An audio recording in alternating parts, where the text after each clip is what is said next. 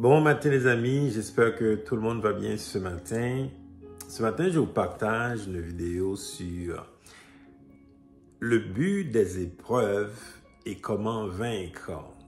Le but des épreuves et comment vaincre. Vous savez, la vie est faite de circonstances. Des fois, il y a tellement de problèmes, il y a tellement de situations qui nous arrivent.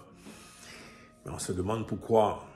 Parce que des fois dans la vie, on peut avoir de bonnes intentions, on veut faire quelque chose de bien, on veut travailler, on veut vivre bien, on veut élever nos enfants, on veut même des projets, accomplir des projets, beaucoup de choses dans de bonnes intentions, on veut faire les choses bien. Mais malheureusement, il y a de grandes circonstances, des choses qui arrivent pour nous décourager. Alors ce matin, le but de ces épreuves, c'est vraiment de te faire perdre la foi et également d'être désobéissant à Dieu. C'est exactement le but de tout ce que tu vis dans ta vie, dans les circonstances, les problèmes, le découragement, tout ce qui t'arrive. Le but, c'est d'abord de te faire perdre la foi en Dieu et d'être désobéissant à Dieu. Si vous lisez dans Matthieu 4, les attaques contre Jésus-Christ de Satan. Satan tentait Jésus et le but vraiment c'était de faire que Jésus perde la foi. Alors que Jésus, fils de Dieu, Satan questionnait même son identité. Et Satan voulait également que Jésus lui obéisse, donc de désobéir à Dieu. Donc le but de tout ce que tu vis dans ta vie, les circonstances, les problèmes, la maladie, manque d'argent, la trahison, tout ce que tu vis dans ta vie, le but, c'est que tu dois perdre la foi en Dieu, que tu sois désobéissant à Dieu. Alors, comment vaincre? Comment vaincre?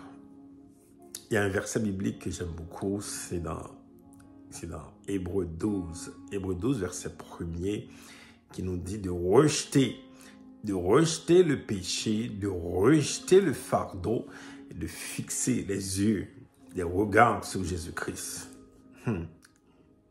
C'est pas facile, mais c'est comme ça, les amis, qu'on doit vivre. Si tu veux vaincre les épreuves de ta vie, les difficultés, tout ce que tu traverses dans ta vie, peu importe c'est quoi, tu dois d'abord rejeter des fardeaux, parce que ça tombe, c'est un fardeau qui tombe sur toi. Un gros fardeau, un lourd fardeau qui tombe sur toi. Tu dois le rejeter. Tu dis, moi, je rejette ce fardeau. Tu rejettes le péché également.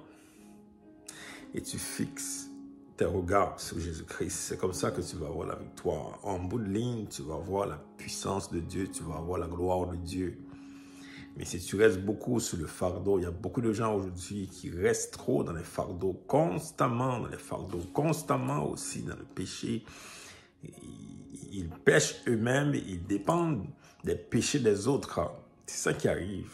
Le péché les couvre facilement, le texte le dit également, qu'il nous enveloppe facilement.